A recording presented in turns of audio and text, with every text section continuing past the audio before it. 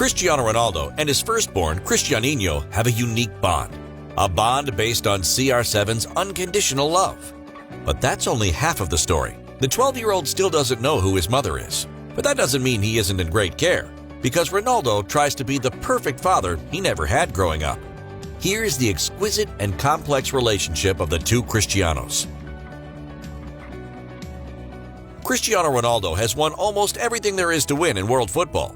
His trophy cabinet is filled with over 30 titles, including league titles in England, Spain, Italy, as well as 5 Champions League victories and the Euro 2016 trophy. And don't get us started about personal accolades. To cut a long story short, CR7 is one happy man. The joy he found in life, though, comes not only from what he does on the pitch, but also, and probably more so, what he does off of it. And his relationship with his firstborn son, Cristianinho, is a perfect example of why that's the case. Cristiano welcomed Cristianinho into his life back in 2010. It's unbelievable. It's something very special for me. It's something that I always dreaming for. But everyone was taken by surprise when the superstar announced the boy's relationship with his mother. It is with great joy and emotion that I inform I have recently become a father to a baby boy. As agreed with the baby's mother, who prefers to have her identity kept confidential, my son will be under my exclusive guardianship. Questions were plenty. Who was the mother? Why did Ronaldo choose to have a surrogate? How much did he pay for the silence of her? Some people went even further, accusing him of being selfish and irresponsible. Cada tem a sua opinião, cada é livre de pensar aquilo que quiser. On the other hand, Ronaldo kept his cool against all the rumors and started focusing on what's important thereafter. Being a perfect father, setting up a great example, and just being there whenever his son needed. In short, everything his late father wasn't for him. So before we move on with Cristianinho, we have to talk about his late grandfather before. Cristiano Ronaldo lost his father, José Diniz Alvaro, to liver failure back in 2005.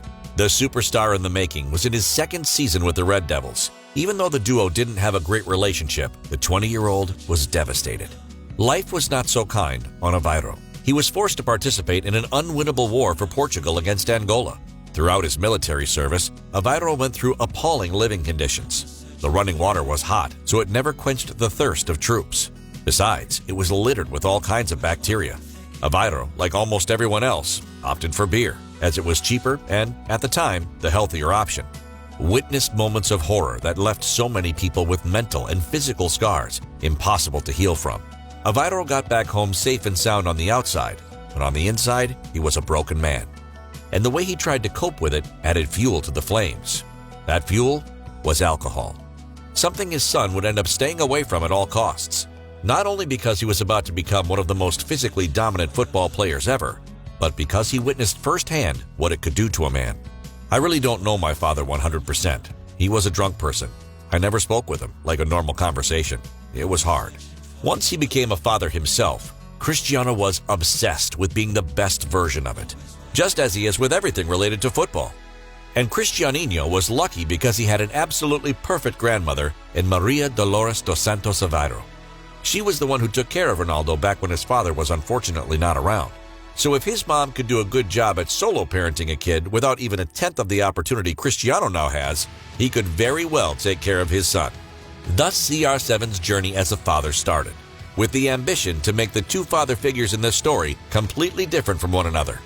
I always had this dream of having a son to be my successor.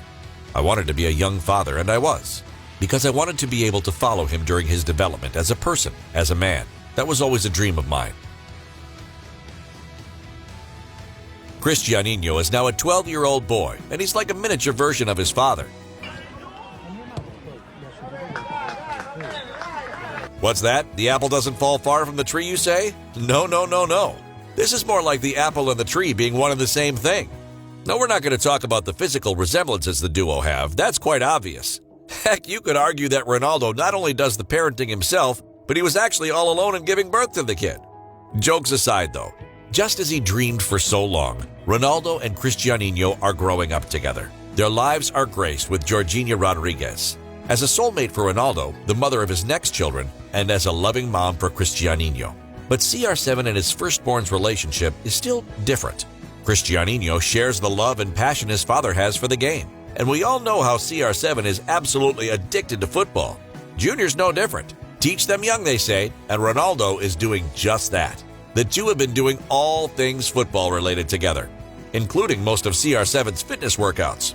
Just a friendly warning though, Chris. Don't go around forcing the kid to do everything as you do, because that would be the recipe for losing custody of a child in many states. Thanks to all the work they're putting in, Cristiano is already shaping up to be a superstar. And we don't know if CR7 would be proud or a bit jealous of this, but actually, Cristiano might be even better than his father. And don't quote us on that. It's none other than Cristiano's mother who says it. At his age, he plays better than Ronaldo. At the time, Ronaldo didn't have a coach, but today, he's his son's teacher. Okay then, clearly Grandma's not shying away from picking a favorite. But to be honest, her case is a pretty strong one. Cristiano had joined Juventus' academy back when his father made his big move away from Real Madrid. And although Cristiano had many memorable moments with the Bianconeri, Cristiano's numbers were a bit shinier. Now, no one was expecting average stats from the little number 7, but what the little prodigy produced was absolutely amazing. In just over 3 seasons, CR7 scored 101 goals for Juventus. Cristiano, on the other hand, scored 58 goals and made 18 assists in a single season with the U9 team.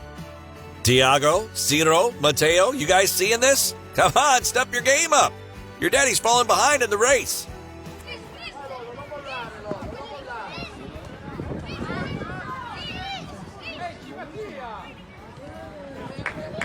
Football skills aside, Cristiano is growing up a respectful young man, thanks in a large part to his role model. Being a kid in 2022 is already hard, and being so famous just makes it 100 times harder. And he even gets bullied at times just for being the son of the world's most popular athlete. But these are all natural birth pains of a future superstar. Plus, he's got a pretty badass dad watching his back. And this is something no one can take away from him, whether he turns pro or not.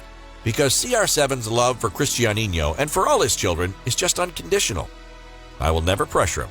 He will do what he wants. Also, what I want the most for Cristiano and everybody else is that they're happy and that they choose what they want. I will support in any way. Whichever way we look at it, this is an ever-growing relationship between a great father and a proud son, who happens to be 2 talented footballers at the same time. My son accompanying his dad and seeing with his own eyes the glories of his father, that's unique. He's already proud of me. He shows off my trophies. That makes me even a happier person. As we've come to the end of our 2nd episode of our mini-series, we can almost hear all the "aw, so cute" you guys and girls are saying looking at your screens, and we feel you.